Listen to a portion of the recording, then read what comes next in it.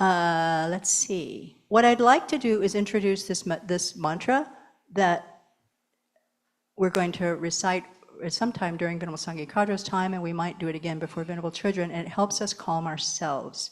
So it is the Buddha's name mantra. You are welcome to participate in any part or not participate in any part that you're not comfortable with, but this mantra, and we're going to chant this mantra for just a few seconds, a few rounds, so that we settle ourselves and Venerable Sangye Kadro can come in and our minds are prepared for her, okay? So it's Tayata Om Muni Muni Maha Muniye Soha. Tayata Om Muni Muni Maha Muniye Soha. Tayata Om Muni Muni Maha Muniye Soha. Tayata Om Muni Muni Maha Muniye Soha. Tayata Om Muni Muni Maha Muniye Soha. Tayata Om Muni Muni Maha Muniye Soha. Good evening, everyone. We normally start our activities with bowing to the Buddha. So if you know how to do that and want to do that, you're welcome to join us. Otherwise, you can just observe. Om Namo Manjushriye, Namo Sanshriye, Namo Tamashriye Soha. Om Namo Manjushriye, Namo Sanshriye, Namo Tamashriye Soha. Om Namo Manjushriye, Namo Sanshriye, Namo Tamashriye Soha.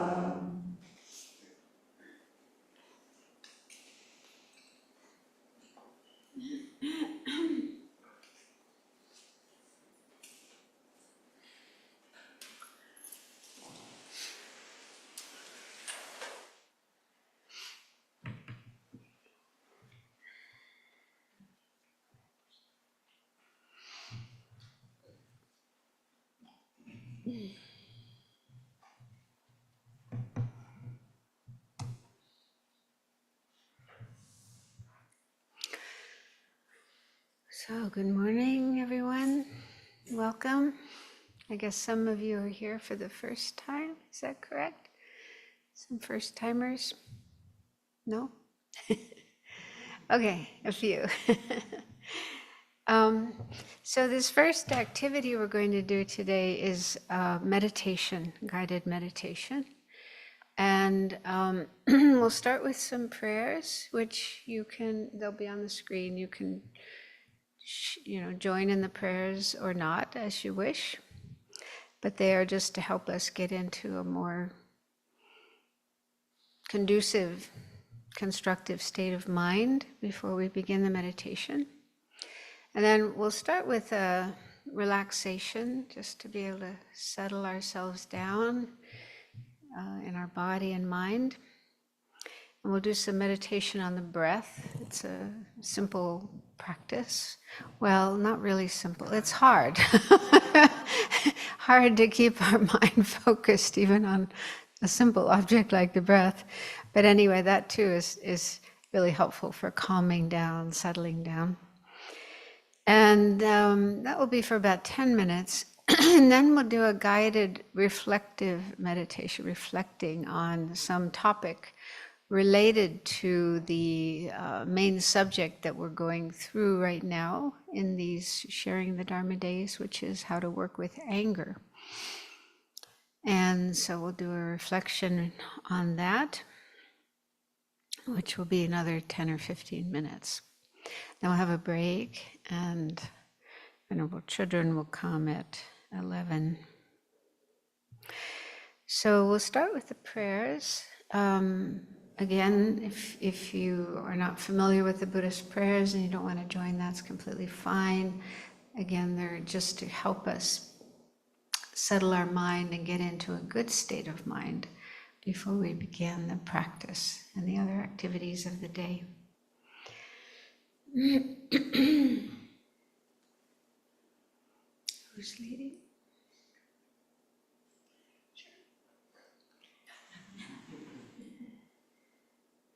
We have a number of very skilled leaders, but they take turns.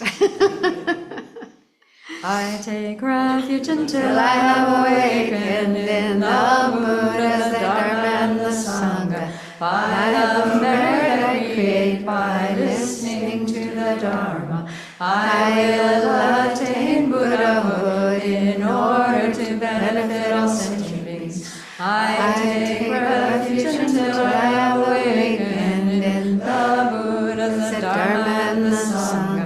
By the merit I create by listening to the Dharma, I will attain Buddhahood in order to benefit all sentient beings. I take refuge until I have awakened in the Buddha, the Dharma, and the Sangha.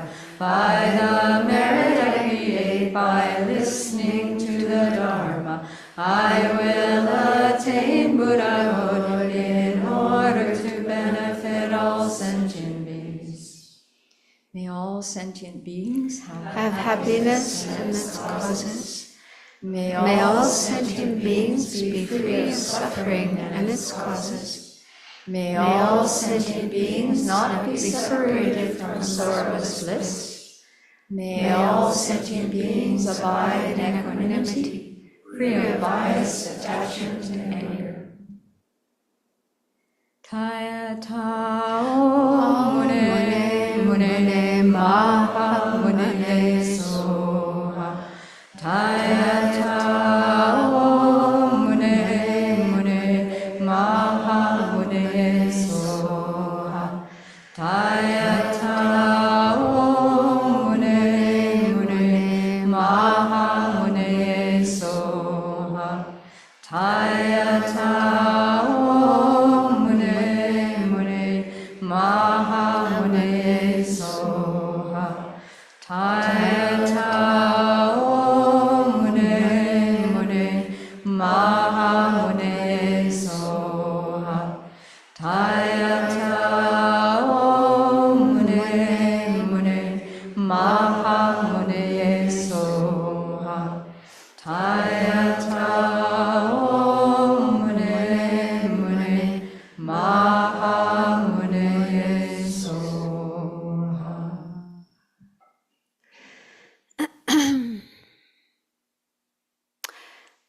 So let's take a few more moments to bring into our mind a really positive motivation or intention as our reason for being here.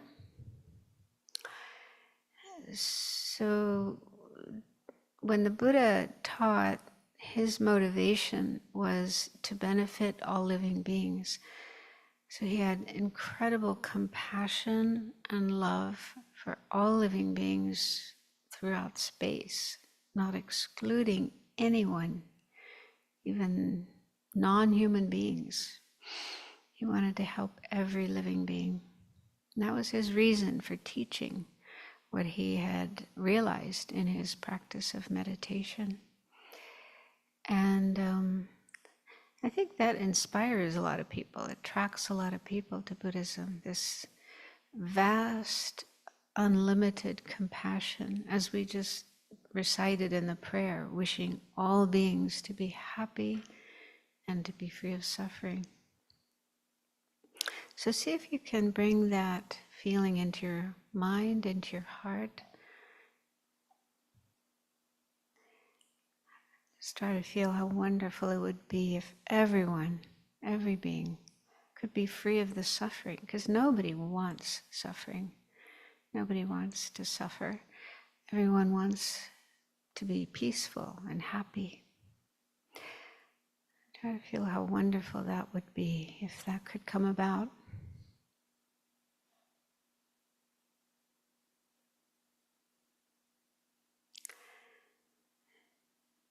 And then see if you can feel the wish, the aspiration that you yourself could make a contribution to that, to help bring about peace and happiness and freedom from suffering for all beings.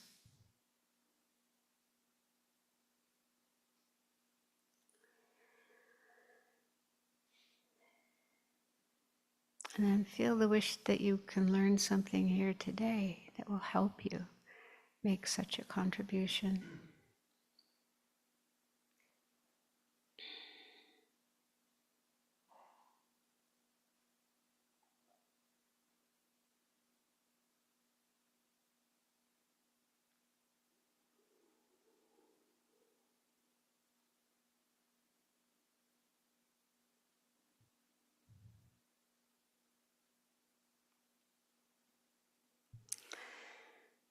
So to prepare for meditation, it's good to be as relaxed as possible.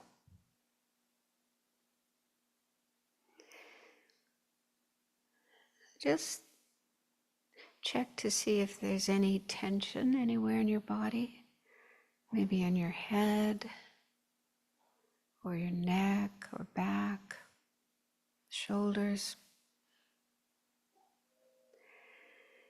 And if you do notice any tension, see if you can release it.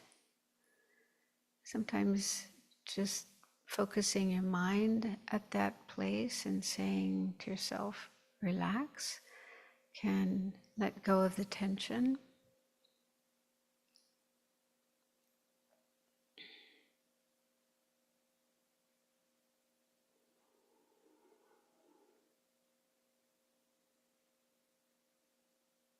Another helpful thing is to imagine breathing in to that place. So as you inhale, imagine the breath, the air going to that place of tension and releasing it so that it disappears.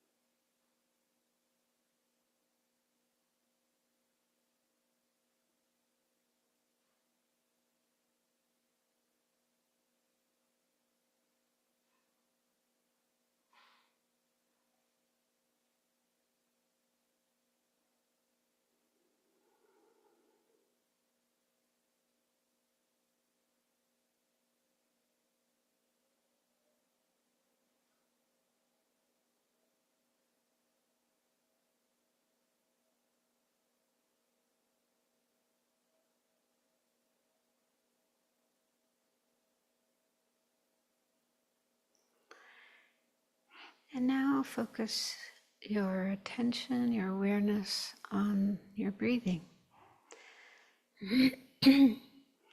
Just let the body breathe as it normally does. Don't try to control or change your breathing. Just let your body breathe. And then with your mind, your awareness, your attention, be aware of the breath coming in and going out. And you can do that in whatever way works best for you, wherever you're able to feel the breath most clearly. Just put your attention on that place. And it can be helpful to kind of mentally verbalize the process of breathing. Just say to yourself, breathing in, breathing out. And you can count your breaths. That helps to keep the mind more focused. So you say breathing in, breathing out 1, breathing in, breathing out 2. And continue counting. If you're new to this practice, then it's probably good just to go up to 5, count up to 5, and then you can start again at 1. If you have more experience, you can count up to 10 in rounds of 10. You don't have to do the counting, that's totally optional, but it can be helpful to just keep your mind more focused on the breathing. And anytime you notice your mind gets distracted, like another thought comes up or a sound, so anytime your mind goes away from the breath to something else, as soon as you've realized that, just let go of that other object and return your attention to the breathing.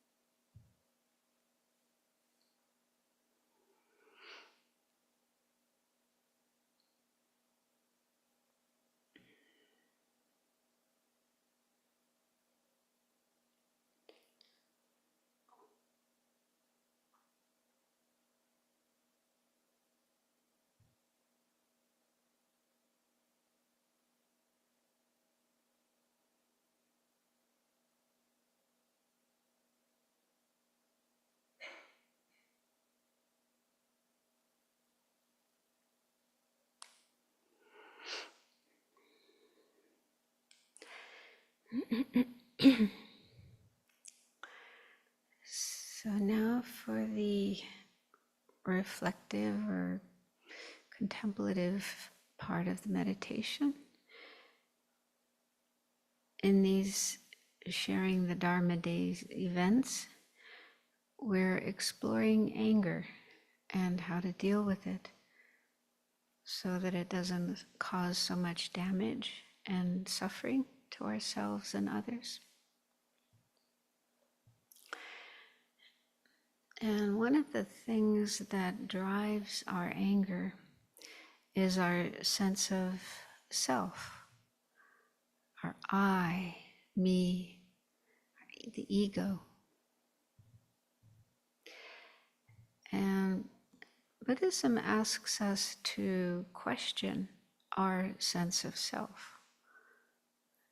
Does it really exist the way we usually think it does? So this is actually a very hard question to answer, but even to start thinking about it, exploring it is quite useful.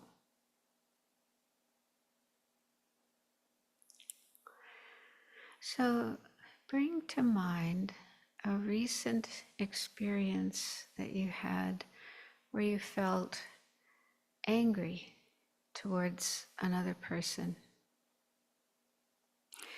It doesn't have to be the explosive kind of anger where you're screaming and throwing things. It could be just a low-level feeling of irritation, annoyance, being upset, being impatient, or even just dislike, aversion. So take a few moments to remember such an incident. You may have had numerous incidents of such feelings, but just choose one.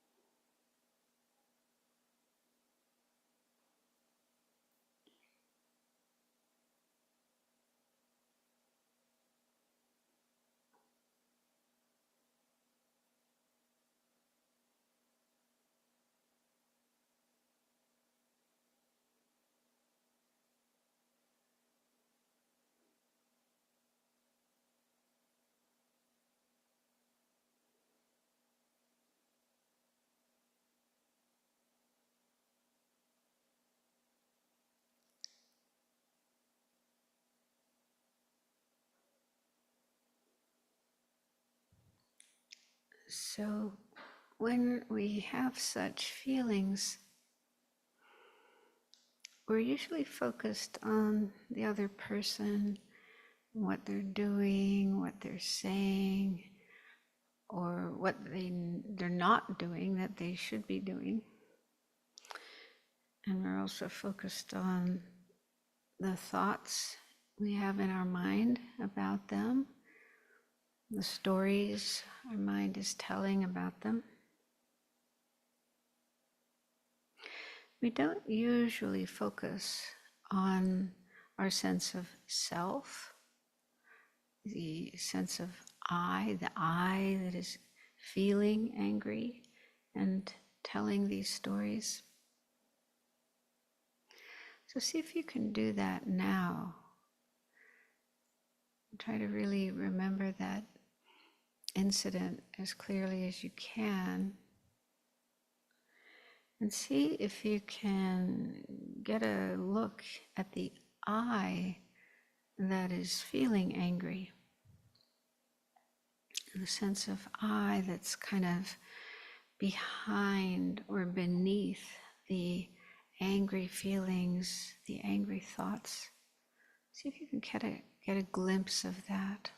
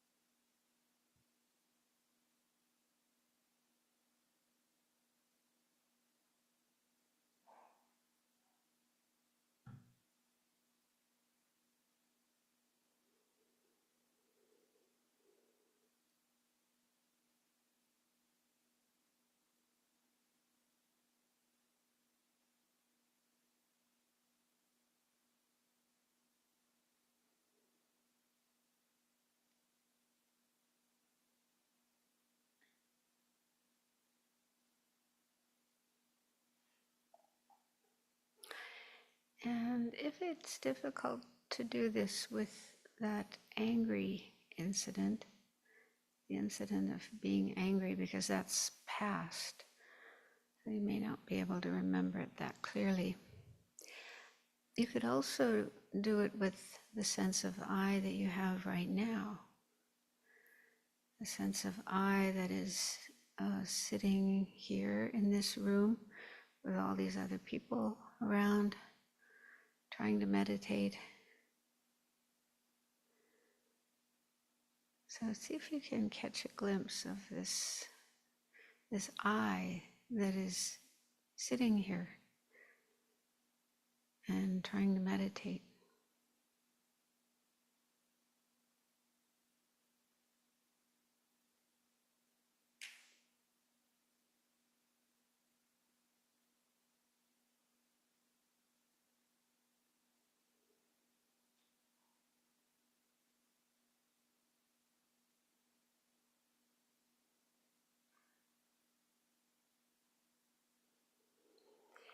And then ask yourself, what is this I? What exactly is it? Is it something in the body? Some part of your body?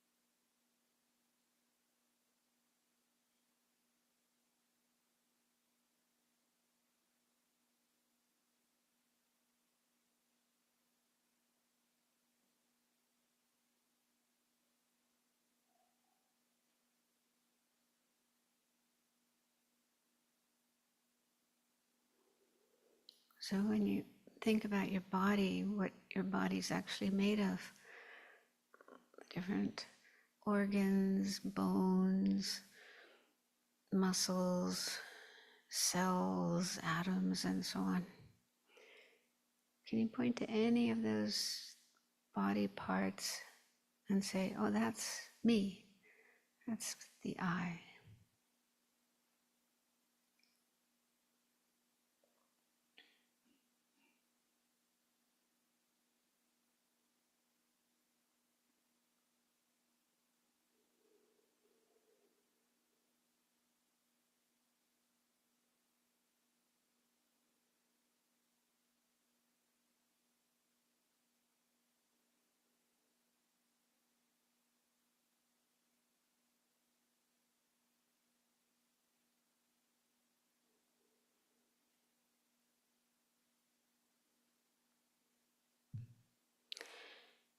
Or maybe the I is the mind.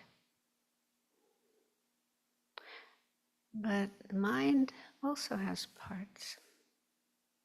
The mind is something that changes all the time, every moment. So is there something within this ever-changing flow of thoughts, feelings, and other experiences in the mind that you can point to and say, that's I, that's me?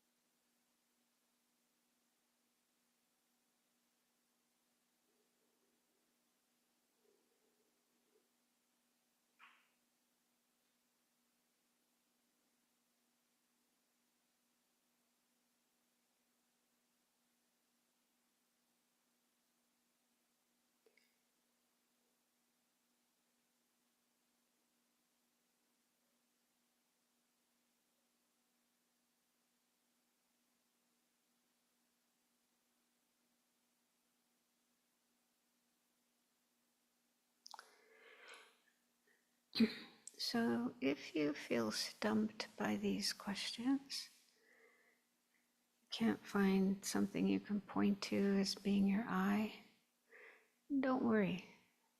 It's actually okay. It's actually good. Because we usually feel that our I is something real, solid, concrete. And most people never question that, but just assume that the I does exist the way it appears to.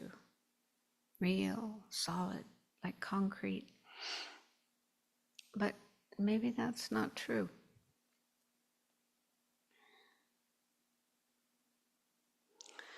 So it's good to just ask these questions, to explore the sense of self or I that we have and that seems so real.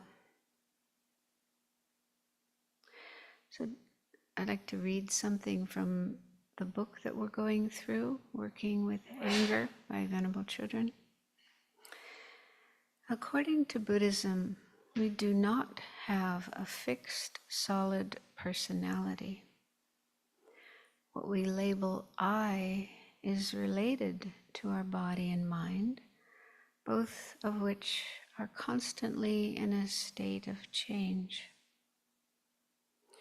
Physically, the subatomic particles of our body are constantly in flux. And mentally, our perceptions, moods, thoughts, and emotions constantly change. Since change is happening every moment, our challenge is to guide it in a productive way.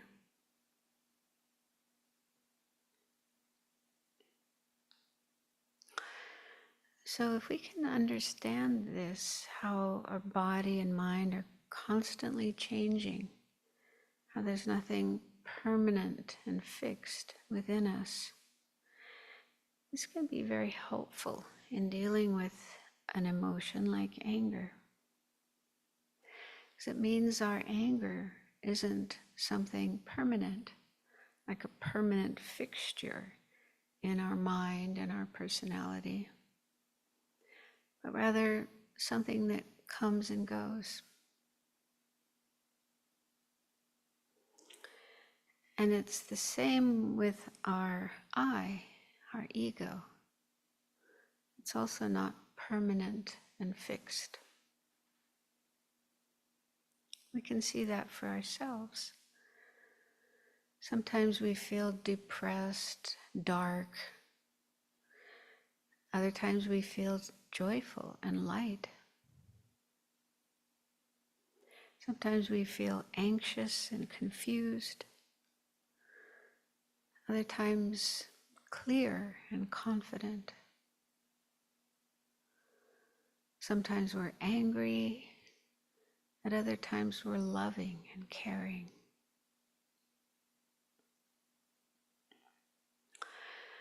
So it's actually wonderful that our mind is flexible, pliable, not fixed like a block of concrete. And there are things we can do to shape our mind in ways that are beneficial and conducive to the peace and well-being of ourselves and others.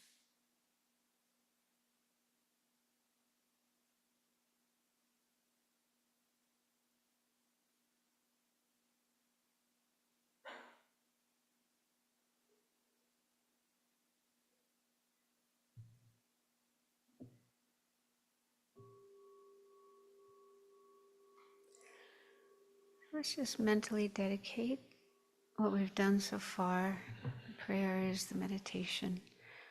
Let's dedicate this to the peace, happiness, and well-being of all living beings throughout space.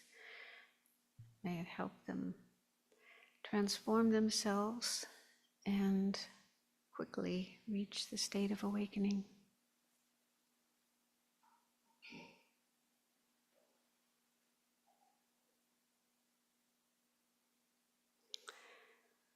Okay, so we'll stop here and have a break before Venerable Chodron comes.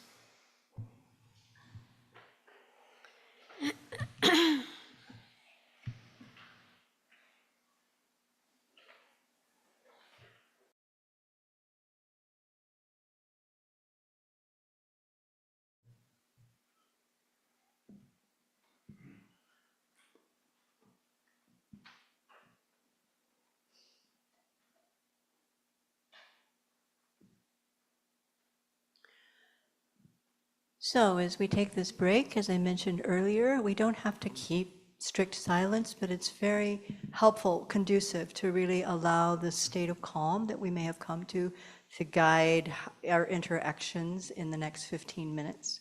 So we will take a break. The men's bathroom, for people who are here for the first time, as you go up, turn around. Venerable Kunchuk is showing the way. The men's wing.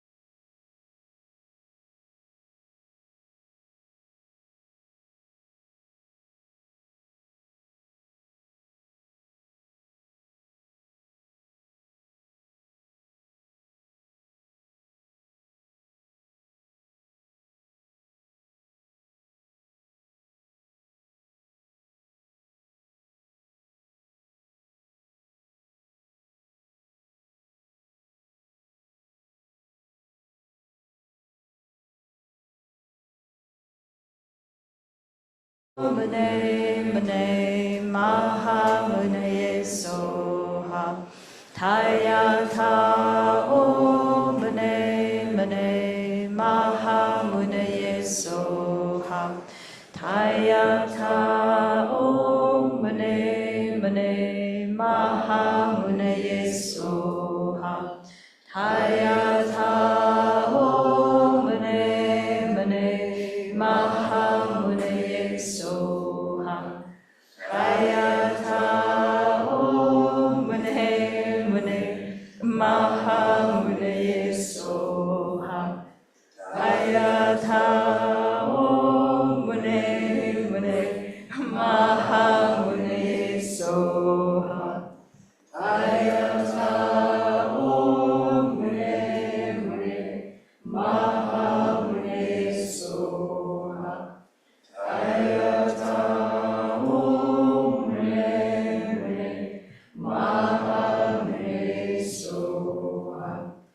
Tayata om mune mune maha mune soha. Tayata om mune mune maha mune soha.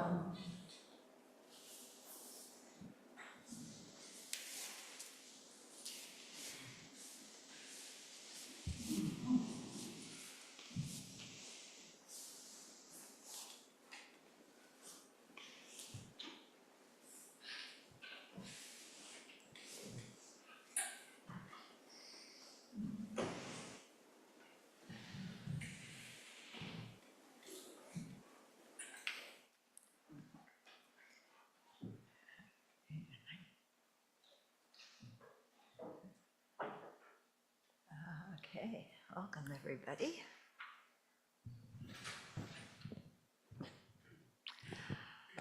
So, we're talking about working with anger. So, I'm sure you all wish that some of your family members were here to listen to the topic. Yeah, because they really need to do something with their anger. Yeah, our anger is justified, isn't it? Yeah. Why? Because we're right.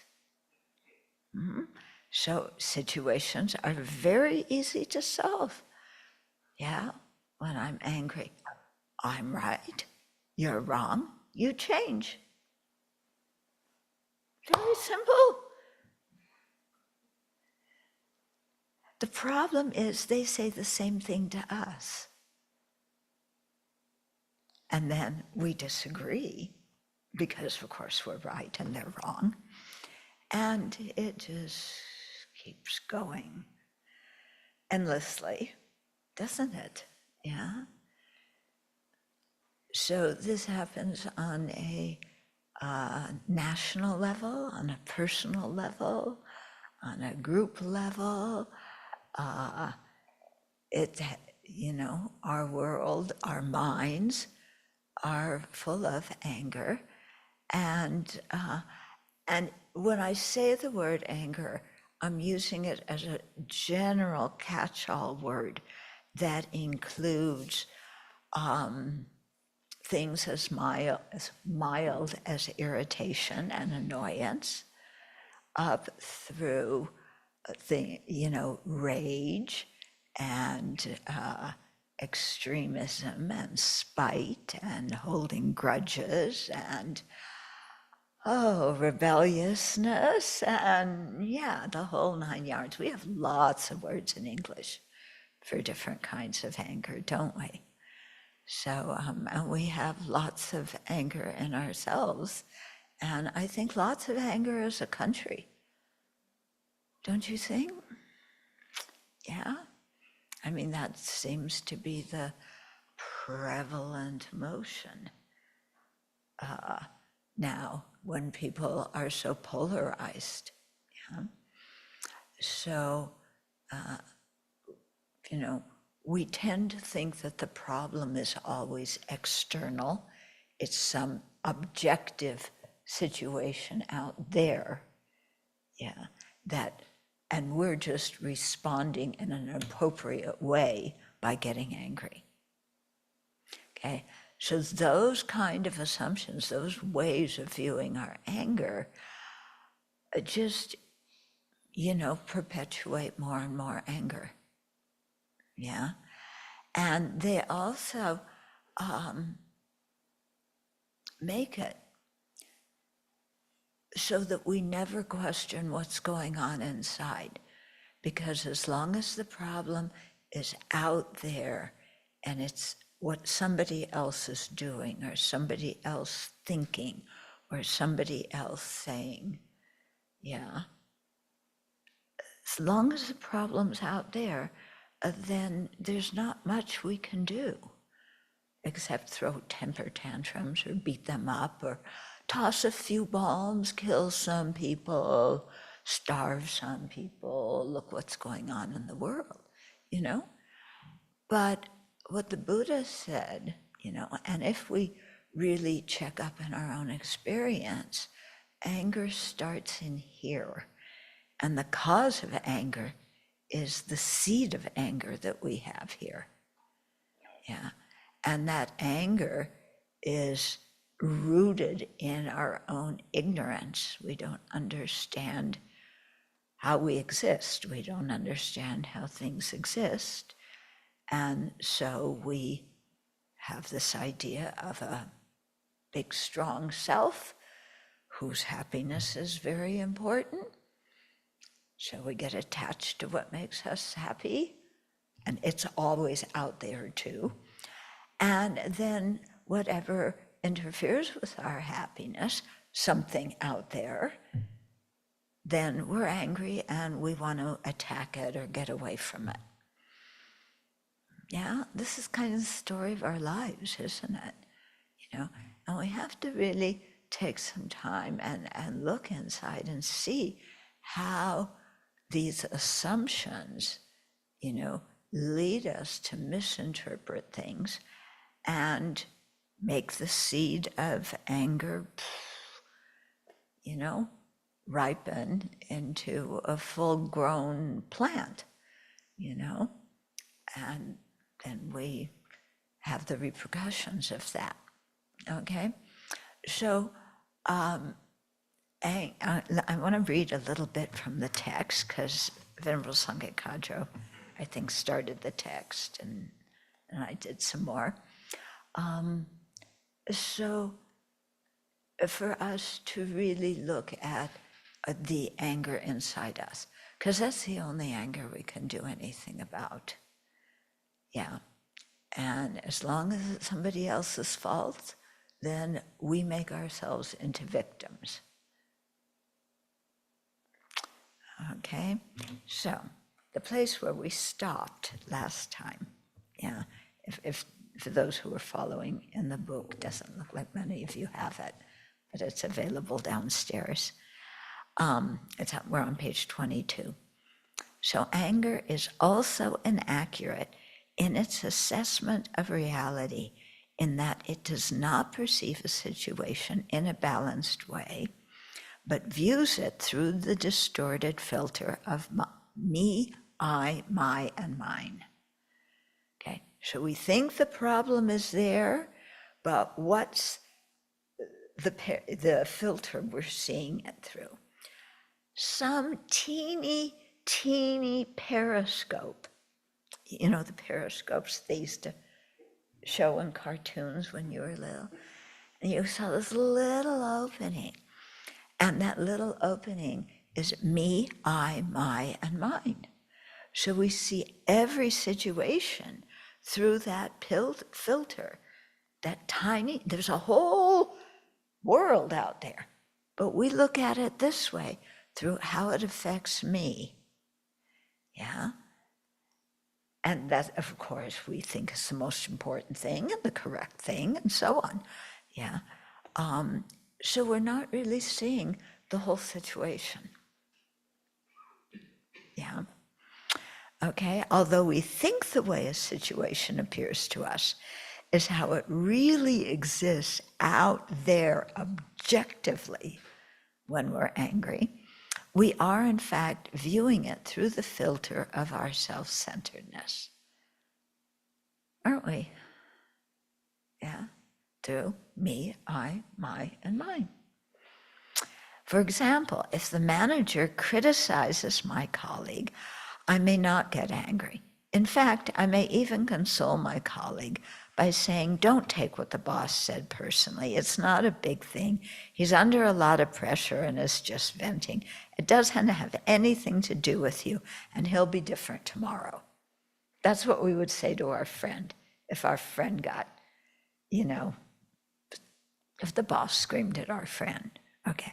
But if the manager criticizes me, it's a whole different ball game. Okay, so the manager can say those words to my colleague, and I console him, and it's not a big deal. But the manager says the same words to me. Yeah. This is now a national disaster. Okay. So I'm upset. How dare somebody take me to task when I was doing my best? Yeah, because I always do my best.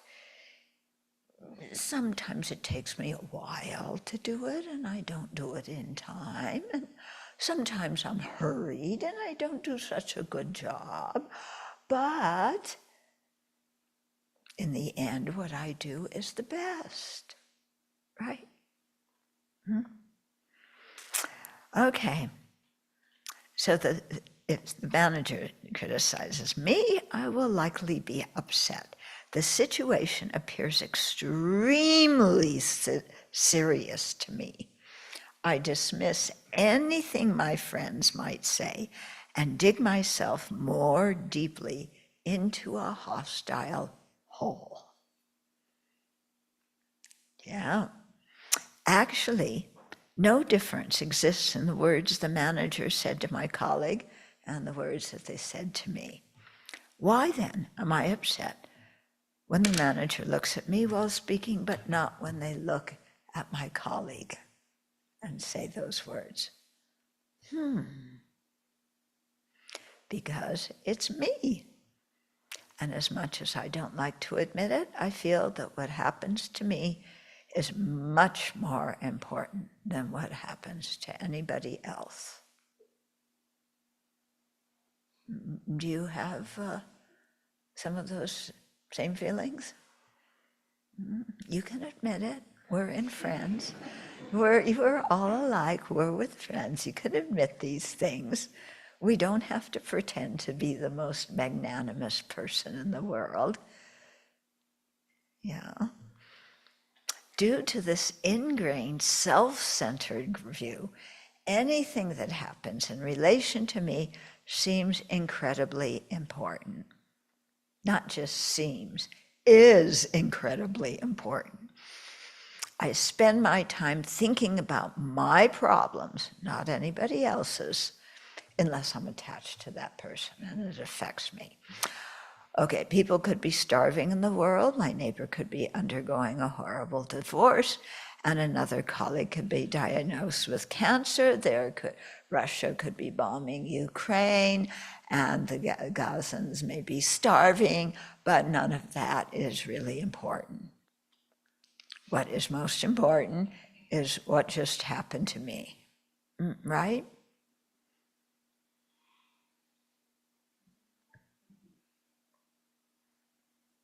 Some of you don't think, so. What do we get upset about? Yeah, we get upset about what's going on in Ukraine and in Gaza, but what do we get more upset about? Okay. But after cursorily acknowledging the misfortune of other people, I get down to the real crisis, the criticism that I just received. Yeah. This may initially seem trite or flippant description, But if we observe what we spend our time thinking about, we'll see that our problems and our life, everything related in one way or another to me, takes first place. Yeah? And, we can see how the anger isn't coming from outside, because when the difference in response when words are said to somebody else and when they're said to me, yeah, that shows that something's happening inside me that's generating the anger. Yeah, due to my interpretation of the event, due to my perspective on what happened. Yeah, which is a quite limited perspective. Mm-hmm. And we love to place blame on other people because, after all, it is their fault. Yeah. Yeah, it's always somebody else's fault. Always. Yeah. I'm innocent. I do my best. It's some jerk out there who is thinking crazy stuff. Yeah, crazy means they don't agree with me. That's the definition of crazy, by the way. Yeah, they don't agree with me. And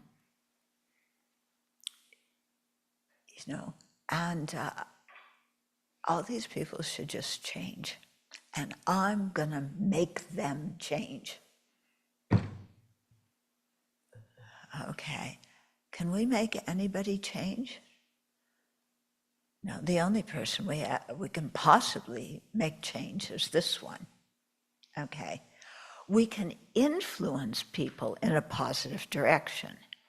That we can do. And we want to do that to help people. But can we make anybody change? We would sure like to. Yeah.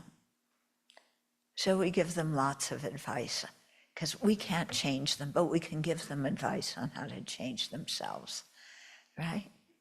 And so we have advice for everybody. Yeah, right? Especially now in our country. Don't you have advice for everybody? Yeah. And they need our advice. And in case they have hearing difficulties or short-term memory loss, we will repeat it in loud voice, and scream it in the streets, and maybe throw some things around to draw attention so that they realize that they have to change.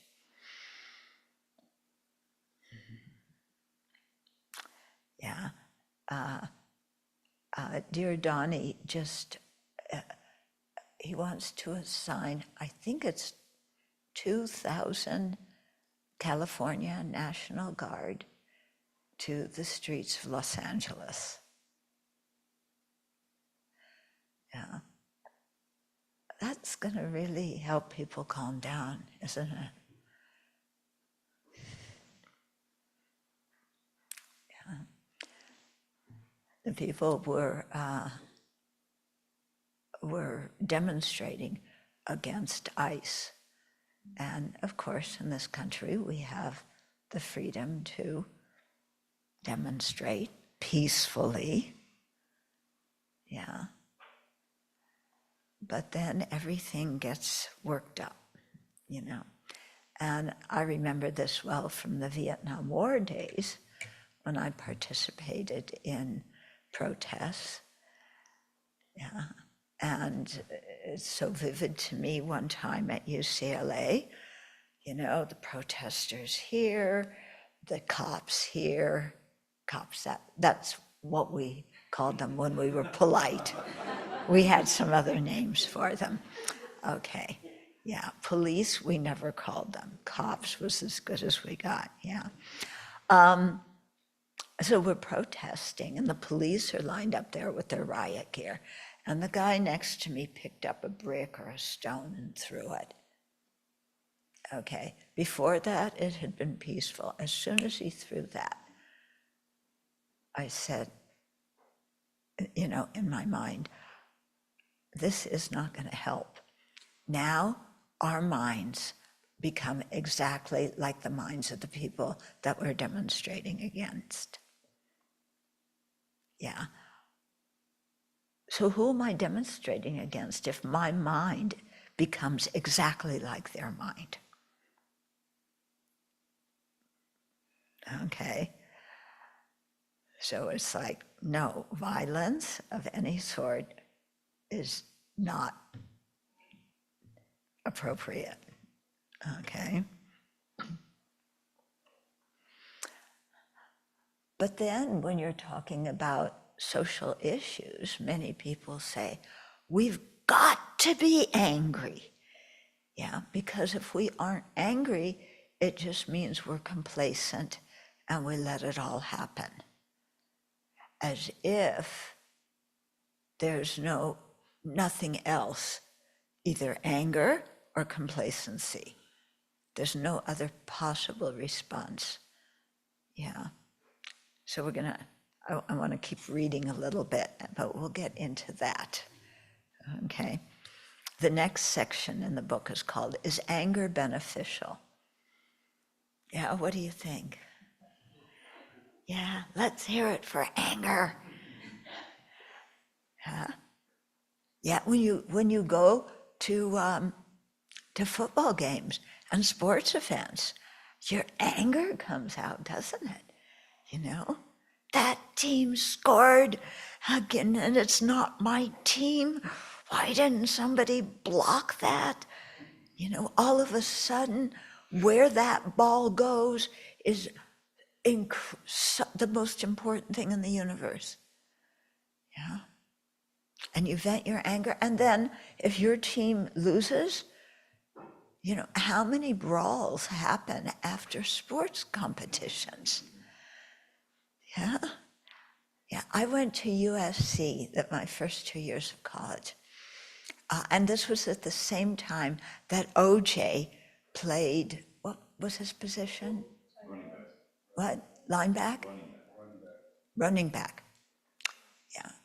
So he runs backwards. Yeah. I don't understand football. I just went to the game because I was dating some guy. Yeah. And he wanted to go, so I went. Yeah.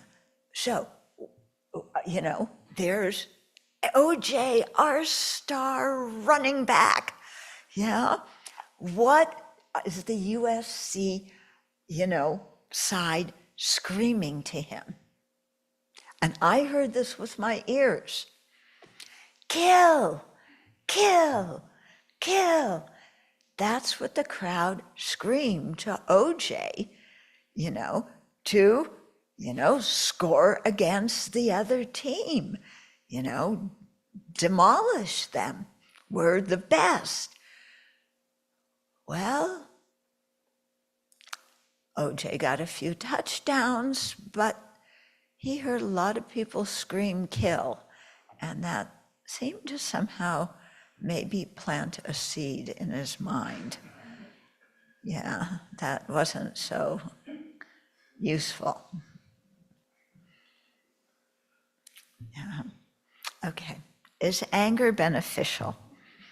We generally consider something beneficial if it promotes happiness. But when we ask ourselves, am I happy when I'm angry? Are you happy when you're angry? Yeah. No, if you were happy, you wouldn't be angry. Yeah. You may feel powerful because the adrenaline's going, but are you happy? Mm-mm. If we ask ourselves, am I happy when I'm angry? The answer is undoubtedly no. We may feel a surge of physical energy due to physiological reasons, but emotionally we feel miserable. Thus, from our own experience, we can see that anger does not promote human happiness. Yeah. We can hold a grudge against somebody all we want. We can blame them all we want. Everybody in the universe can agree with us that it's their fault. But does any of that make us happy when we're angry? No. In addition, we don't communicate well when we're angry. We may speak loudly, as if the other person were hard of hearing, or we may repeat what we say as if they had a bad memory from 1 second to the next. But this is not communication. Okay, that's called screaming. That's not called communicating. Okay, good communication involves expressing ourselves in a way that the other person understands. It's not just dumping our feelings on the other person. It's not just venting. That's not communication. Because we know what happens when somebody vents their anger on us and blames us for the situation. What do? Somebody's screaming at you, somebody's telling you you're all fault, it's all your fault. Do you say, oh yes, I see, you're perfectly reasonable, I'm sorry? Do you say that? No. Yeah, what do? We instantaneously go into defensive mode. Even if somebody says something that is not a criticism, we will take it as a criticism and start explaining ourselves and defending ourselves and, pulling out all of our ammunition so we can attack back. Yeah. Okay. But good communication involves expressing ourselves in a way that the other person understands. It's not simply dumping. If we scream, others tune us out in the same way that we block out the meaning of words when somebody yells at us. Okay, I came from a family where one of my parents screamed because my mom's family, everybody screamed. Yeah, it's just a family habit, Yeah, so I grew up getting screamed at, and I learned something very valuable from that. Don't scream. Yeah, don't scream. It doesn't do much good. Yeah, sometimes you need to talk loudly to really emphasize a point. But screaming, with its accompanying insults and exaggerations, no, that doesn't help. Okay, good communication also involves expressing our feelings and thoughts with words, gestures, and examples that make sense to the other person. Under the sway of anger, however, we neither express ourselves as calmly nor think as clearly as usual. That's the thing, when we're angry, we don't think clearly. We may come up with what we consider a solution to the problem, but it only usually creates more problems. Okay? So this situation in the Middle East is a good example. October 7th, 2 years ago, coming on 2 years, Hamas attacked Israel. Okay, so the world agrees a country can defend itself. Yeah, so they start defending themselves. They don't look and say, what did we contribute to this? Why is this happening?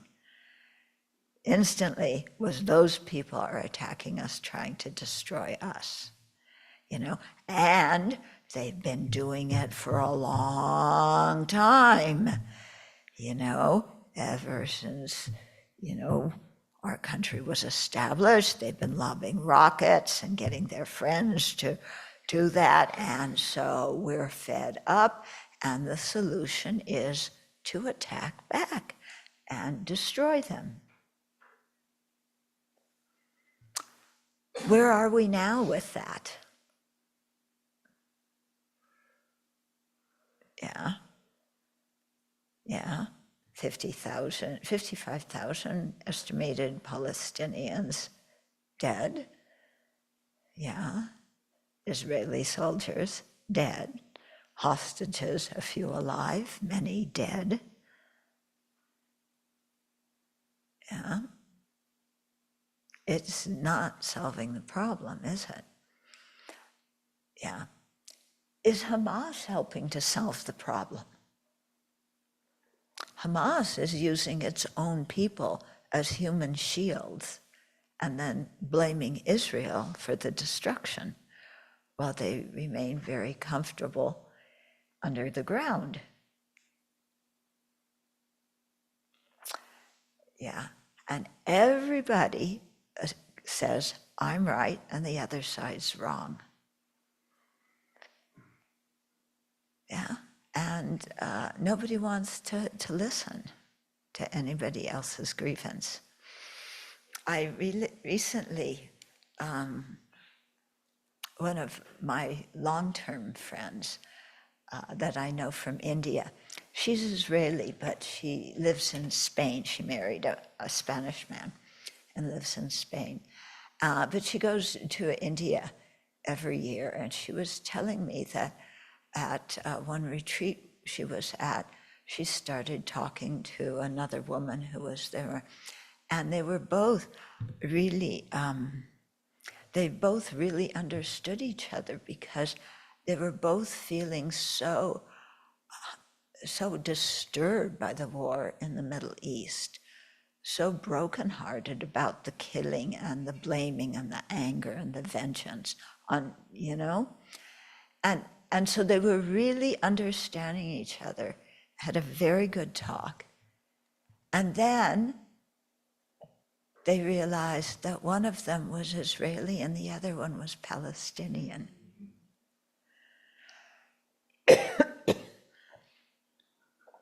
And my friend wrote, and she said, this is the kind of communication that needs to happen so that people can see, everybody is hurting in very similar ways. Yeah, and to stop the blame game. So I thought that was pretty amazing. Yeah. There's a film that we're going to watch here soon. What's it called? It doesn't have to be this way. Or there's a different way, something like that. And it's talking about some Israelis and Palestinians getting together and talking. I visited Israel a few times in the late 90s and the early 2000s. And at that time, there was a group, and I hope it's still going, called Seeds of Peace. And they would get Israeli kids and Palestinian kids, take them to the US, to a neutral place, and have these kids be at a summer camp and get to know each other and do arts and crafts together, play games together, become friends together. Yeah. And they saw it as seeds of peace because the children, through personal relationships, see that they begin to see, even if later things happen between the groups that they belong to, they can see that groups consist of individuals, and everybody in a group is not exactly the same. Yeah. When groups get mad at each other, we put a bunch of people together and think that they are all cookie cutters, and that's all they are. Everybody thinks exactly the same way. Yeah. But even one person, Yeah, take yourself. Do you think exactly the same way from day to day? Or do you change your mind? Yeah. We change our mind. We're very contradictory sometimes. Yeah. Other people change too. And if you get a group of people together, boy, there's going to be a lot of different opinions between them, even though there's some things that they agree on. Yeah. But when we make enemies out of a group, we make it a caricature. Yeah. Such that everybody in that group is exactly like that. Yeah. And this is, during the days of trying to make more racial equality in America, yeah, then the big thing was, stop seeing people as stereotyping people, that racism is based on stereotyping, and everybody in that group is just a caricature, a stereotype of an image that we make up in our mind. Yeah. So you see, okay, those people who are racist, that's what they're doing. They're not thinking clearly. Yeah. But those people say the same things about the other people, All those people who are in the superior group, they're all alike. They're all racist. Yeah. And so it's interesting because, some decades ago it was, the racists are the ones who are stereotyped. Now it's people saying, no, it's the people, we got to get rid of DEI. Yeah, it's really DIE. Yeah, but DEI, yeah, because those people are the racist ones now. Yeah, but yeah, none of us are cookie cutter human beings. Okay, yeah, and so this whole thing of just blame the other side, yeah, and that this is really what's going on now. That you can see it. Whatever you do, you blame the other side for doing. Yeah, this is the trick nowadays. Yeah. Okay, let's come back here.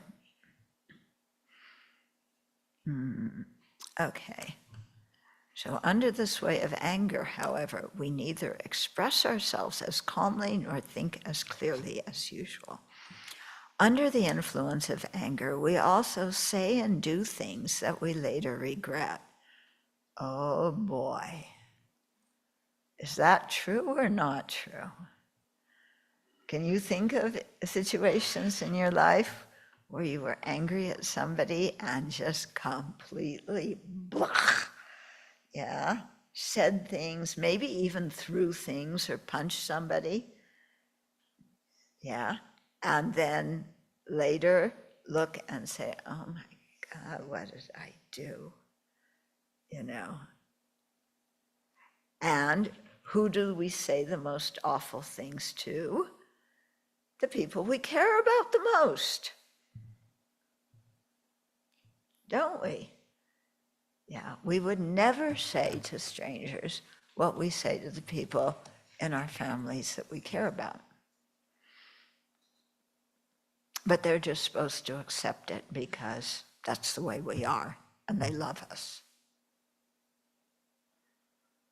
Do we accept them for all their blemishes too? No, they should change. Okay, under the influence of anger, we also say and do things that we later regret. Years of trust built with great effort can be quickly damaged by a few moments of uncontrolled anger. Isn't that true? In a bout of anger, we treat the people we love most in a way that we would never treat a stranger. saying horribly cruel things, or even physically striking those dearest to us. This harms not only our loved ones, but also ourselves, as we sit aghast as the family we cherish disintegrates. Yeah, when you treat the people that you love that way, as a promoting harmony and goodwill and togetherness, the relationships disintegrate. This in turn, so the relationships disintegrate. This in turn brings guilt and self-hatred because we blame ourselves for what we said.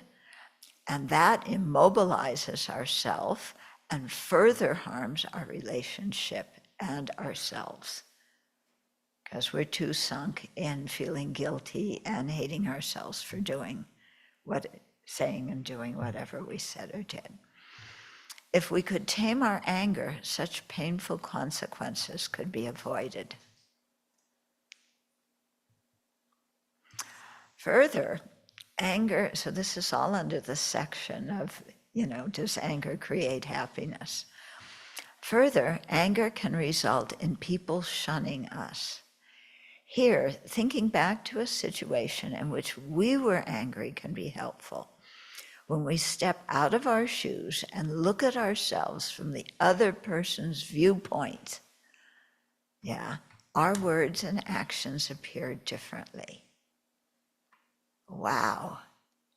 Think of something where, you were really mad at people. It doesn't matter. Maybe they were mad at you first and then you got mad at them. It doesn't matter who started it. Okay. Yeah, but step back and look at ourselves as the other person would look at us. Okay.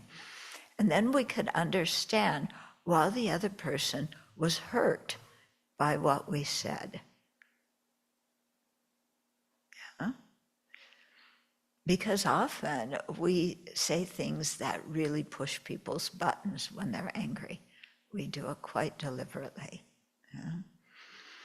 While we need not feel guilty about such incidents, we do need to recognize the harmful effects of our uncontrolled hostility, and for the sake of ourselves and others, apply antidotes to it. Yeah. And there's another thing to do. It starts with an A. Apologize. Who, me? When it's their fault? Why should I apologize? They need to change. They need to apologize to me.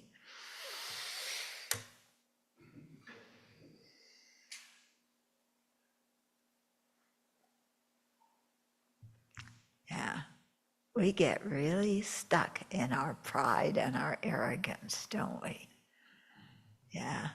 I am not going to admit that I have any responsibility in this conflict.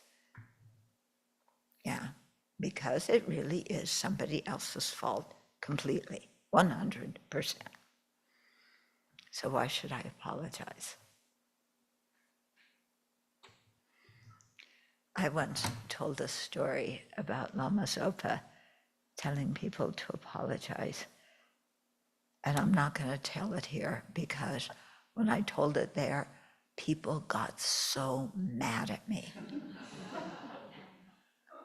I was just repeating what my spiritual mentor said, but it didn't conform to people's ideas. They got mad at me in the talk. I got angry email afterwards.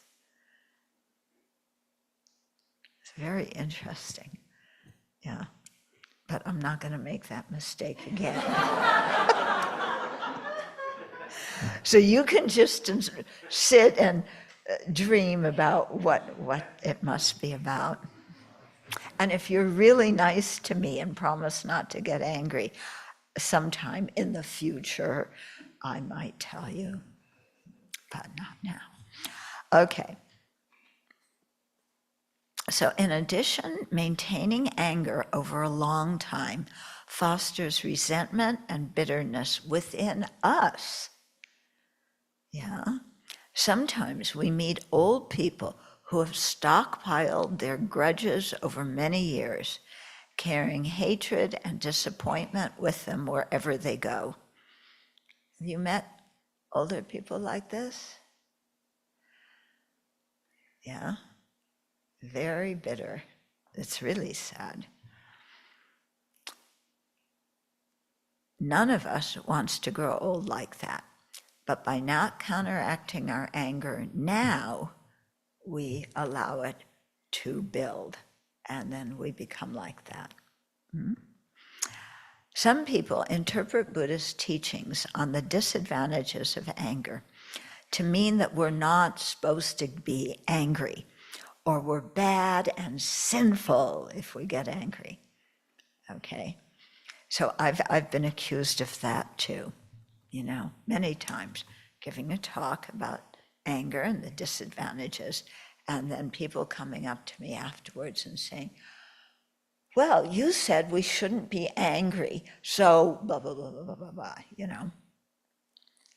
And I always say, no, please take out the tape and listen and said if I said you shouldn't be angry. I never say you shouldn't be angry. Yeah, because should doesn't matter beans, yeah? Telling somebody they shouldn't be angry. Yeah, that's the best thing to say to somebody when they're angry. Yeah? Don't get angry, calm down. Yeah, you shouldn't be angry. Yeah, that really helps, right? Yeah. So, no, if we're angry, that's the reality of the state of our mind at that moment. The question is not, should we be angry? The question is, do we want to continue to be angry? We're already angry. Should doesn't matter. But do we want to continue to be angry? Yeah. In other words, am I staking out my territory? I'm defining my allies. I'm defining my enemies. Yeah. And I'm going to be angry and I'm going to be vindictive. And when I have the ability, I'm going to get even. This is what's happening in the country at the time.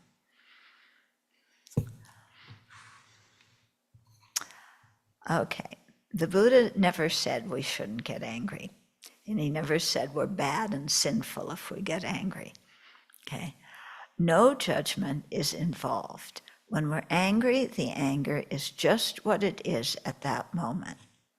Telling ourselves we should not be angry doesn't work, for anger is already present. Further, beating up on ourselves emotionally is not beneficial. The fact that we became angry doesn't mean we're bad people. It just means that a harmful emotion temporarily has overwhelmed us. Yeah. We don't need to go into good and bad. Yeah. We got overwhelmed by our anger. What are we going to do now? Okay. Anger, cruel words, and violent actions are not our identity. Yeah. It's just what's going on in our minds right now. They are clouds on the pure nature of our mind, and they can be removed or prevented. Although we are not yet well trained in fortitude, yeah, we can gradually develop this quality when we try to. Yeah. Okay. So now there's 2 stories here. Yeah, we're going to continue. But first,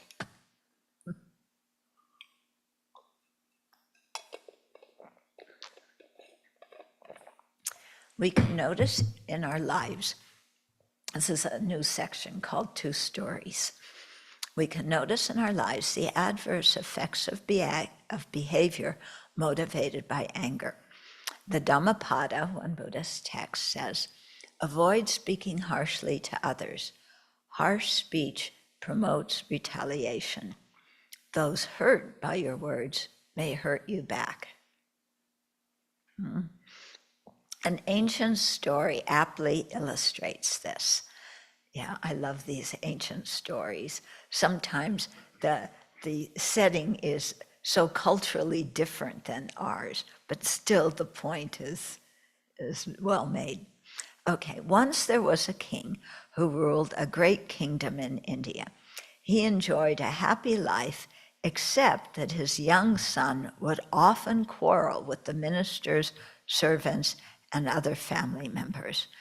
So the king was happy, but his kid was a brat, and fought, didn't get along with people.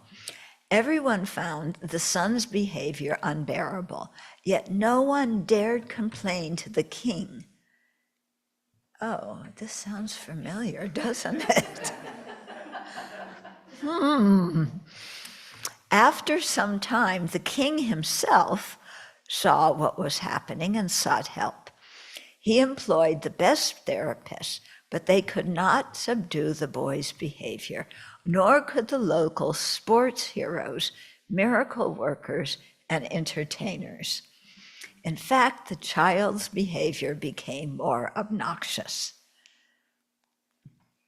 Okay, one day, how many of you were like this as a kid? Yeah, a couple of you who were like this obnoxious little boy, huh? Okay, so one day a monk came to town to collect alms. The king's messenger observed him walking gently and mindfully and asked him to come to see the king. The monk, who had high spiritual realizations, declined this opportunity for riches and this opportunity to collect riches and glory by being invited by the king. And he said, I am no more bound to the worldly life, and therefore have nothing much to discuss with a king in the world.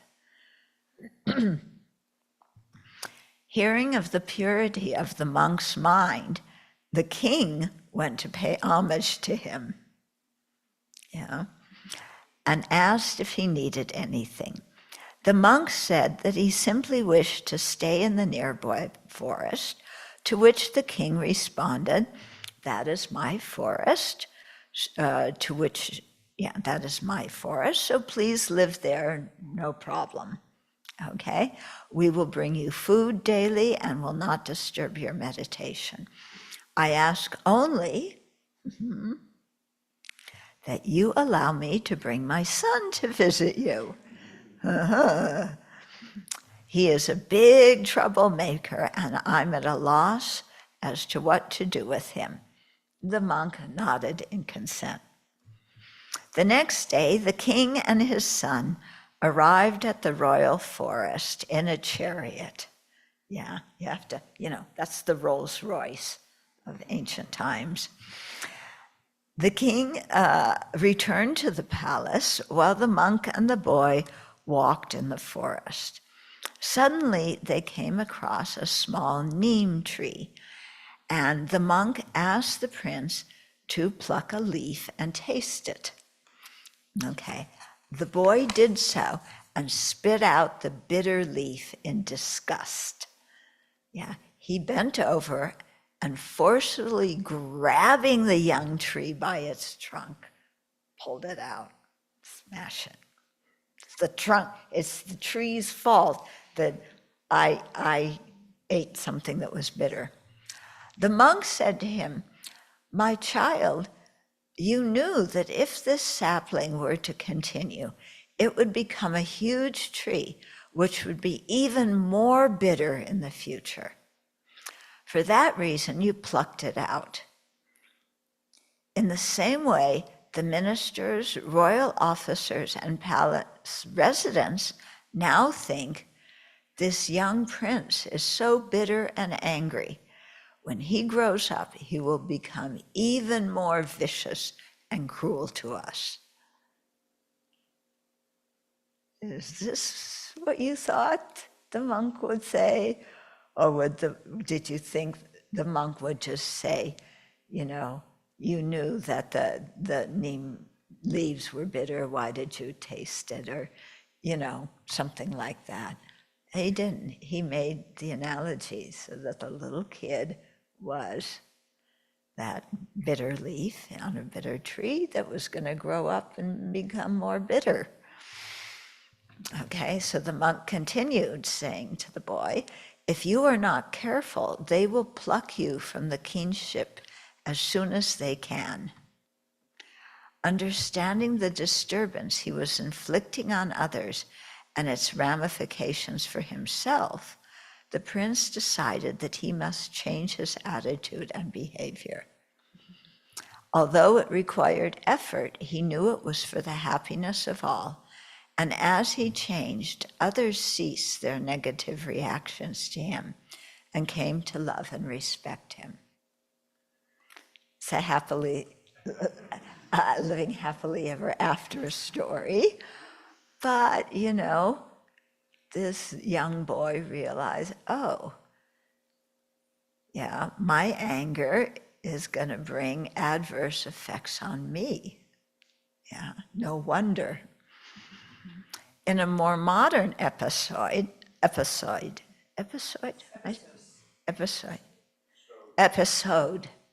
yeah. Okay. Floyd told me of his outbursts of road rage. Once, while he was driving on the highway with his fiancée, another driver cut him off. Any of this happened to any of you? Maybe your fiancé wasn't in the car, but somebody cut you off on the highway? I know you never do that to other people, right? But they cut you off. Infuriated, Floyd sped up, overtook the other car, and deliberately lurched in front of it, cutting him off. At such speed, he lost control of the car. It skidded across 3 lanes of highway and skimmed an embankment before finally coming to a halt. Floyd suddenly realized that his rage had almost killed his fiancée, and deep remorse overcame him. He then stopped interpreting others' poor driving as a personal affront. Who knows how many lives have been saved by this change of attitude?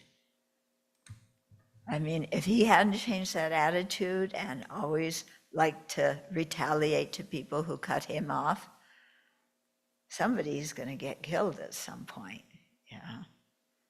So he was able to change that or prevent that. Okay, so we finished that chapter. Yeah.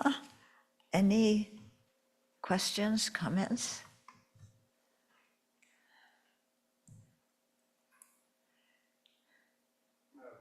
Okay, Jay, pass the mic.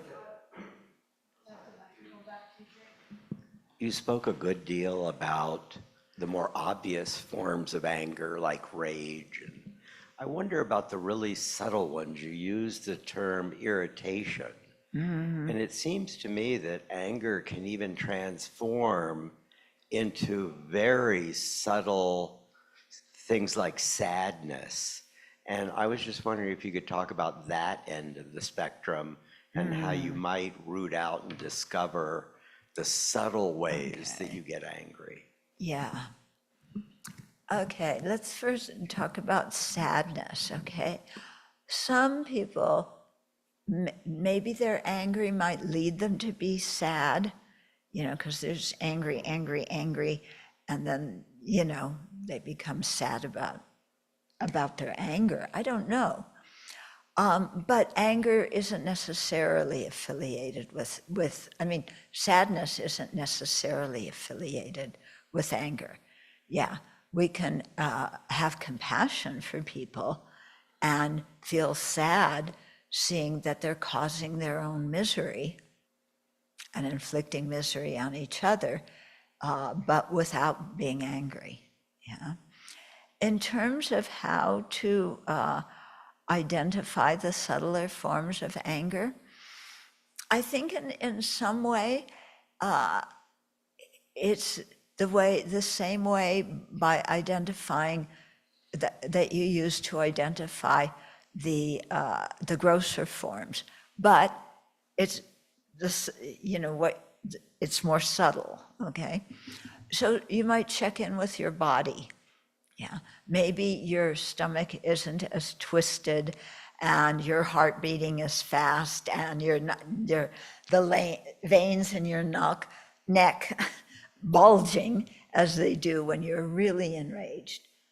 But there's some change in just how you feel inside. Yeah, so that might be an indication. Or sometimes you might just see kind of that your mood is going down a little bit. Yeah, bad mood doesn't always correspond with anger, but sometimes anger can make a bad mood.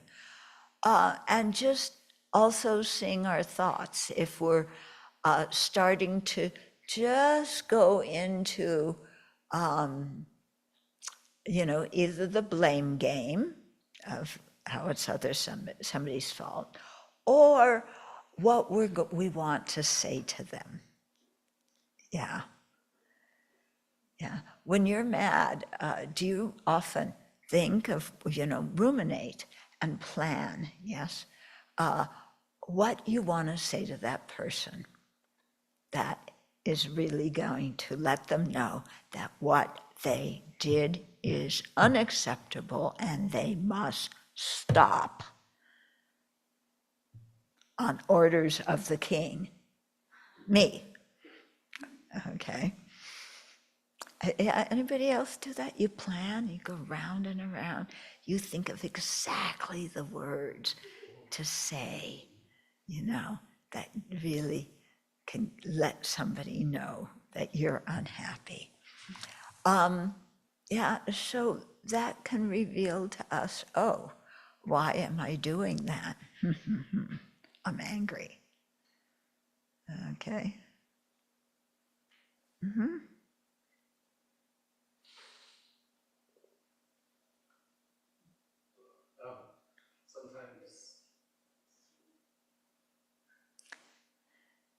I notice sometimes my anger comes up when I don't want to deal with a conflict or disagreement, and it's going to require some work from me. So I'll use anger as a tool to avoid. So you use anger to avoid the conflict. So you just Unconsciously, I Huh? see that it's a mechanism. Yeah. It doesn't resolve until No. I become willing to sit down. No, it doesn't resolve. Yeah. But we have two basic strategies. Yeah. There's the outbound and the inbound. The outbound is it's your fault, you'll change. I'm going to yell and scream and throw things. The inbound is I check out. Yeah. I'm too mad to talk about this. I don't want to deal with it, because I'm so mad and I'm afraid of my own anger. Yeah. Are you afraid of your anger sometimes? Yeah, that your anger, some people yes, some people no. Yeah, but some people afraid of their anger because they can feel the intensity and they're afraid that they might hurt somebody or do something that they'll later regret. Yeah, so what do? They check out, they leave the situation to go calm down. Okay, so that, if you really at that moment think that you might become violent or say or do something, it can be wise to leave the situation.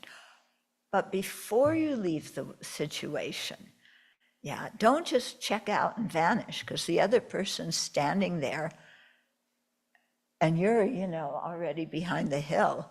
And the other person's going, what happened? But just say to the other person, I'm sorry, I'm really angry now. I don't want to say or do something that I regret or that hurts you. So I need some time to calm down, and I'll talk to you later about it. Yeah, so at least the other person knows what's going on. Yeah, we don't tend to do that. We tend to, I'm so mad, I don't want to deal with it, I can't stand it, leave, slam the door. Well, first give the person a dirty look, either a dirty look or burst out in tears. You can either burst out in tears immediately, or you can wait until you slam the door and go be alone. You have an option there.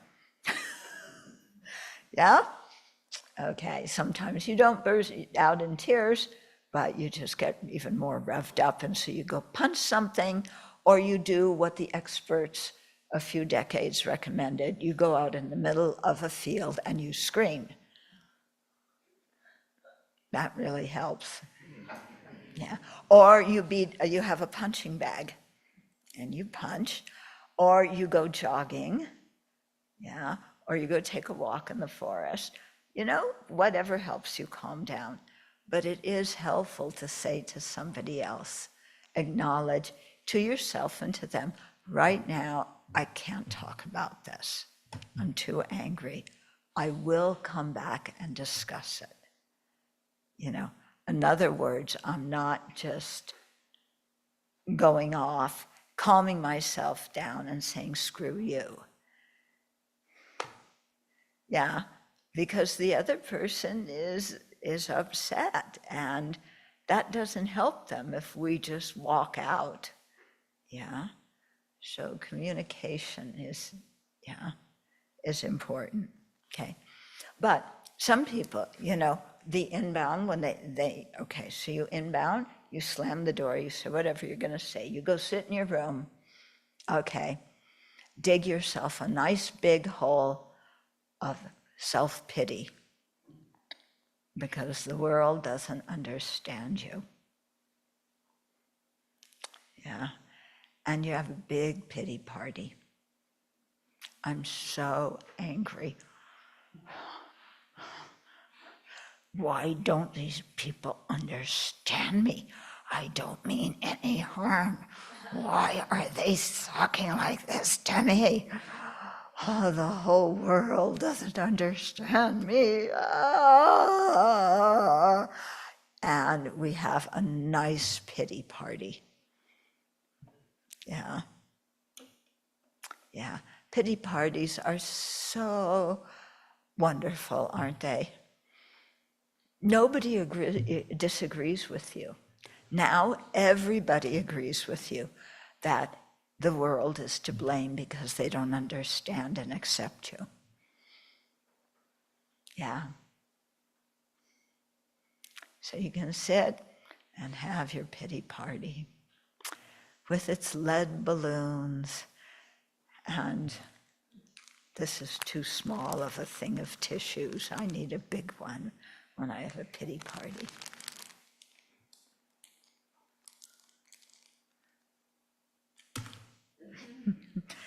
Okay, so it's time for lunch, and I don't want you to get mad because we're late for lunch. So I'm already telling you that we're 8 minutes late for lunch. Okay, I was just in Germany. They trained me well. I have to be on time. Yeah. Yeah, Swiss German, they're more flexible, aren't they?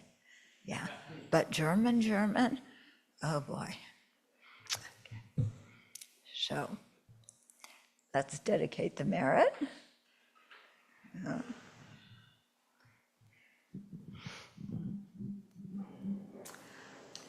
Due to this merit, may we soon attain the awakened state of Guru Buddha, that we may be able to liberate all sentient beings from their suffering.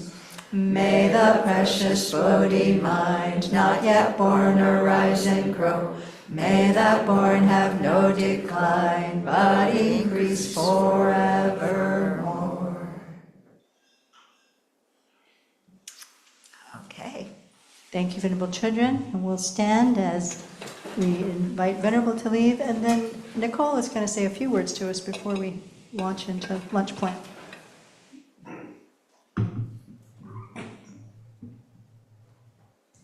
Okay, I'm walking out on you. You're so mad, I can't talk. Just calm down, don't be angry.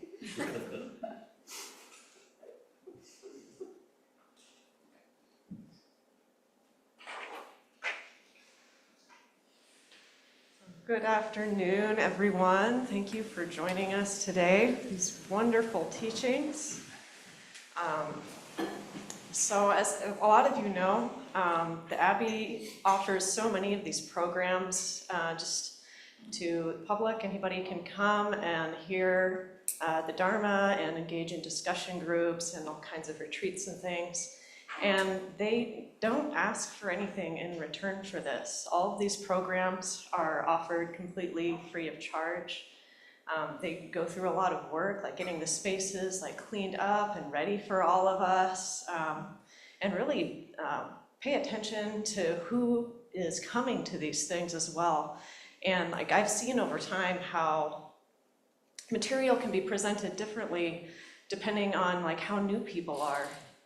Like if there's even just one like completely new person in the room, they make sure to really explain what's going on and make sure that there's no pressure to like say any of the prayers or do prostrations if that's something that's new and uncomfortable to you. They really bring you into the space in a way that can be comfortable and beneficial to you.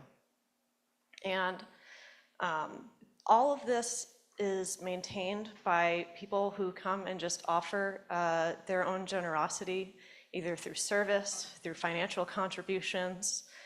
Service can be offered here in person or from afar. And all of these opportunities are available to us because of the generosity of other people who helped, this place become founded, by the land, and just all kinds of stuff. And if you would like to make a contribution, you're invited to do so. If you're here in person, there are donation boxes. There's one in the back of the room there. And if you're online, there's a donate button on the Abbey's website. It's a yellow donate button. And you can also look at the website for opportunities to volunteer if offering time and service is something that's more interesting to you. Or both if you so choose. So I really appreciate that everybody's come and joined us today. I look forward to a discussion later with everyone.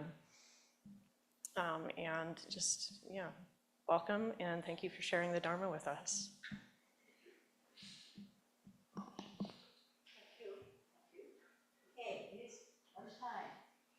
Or we can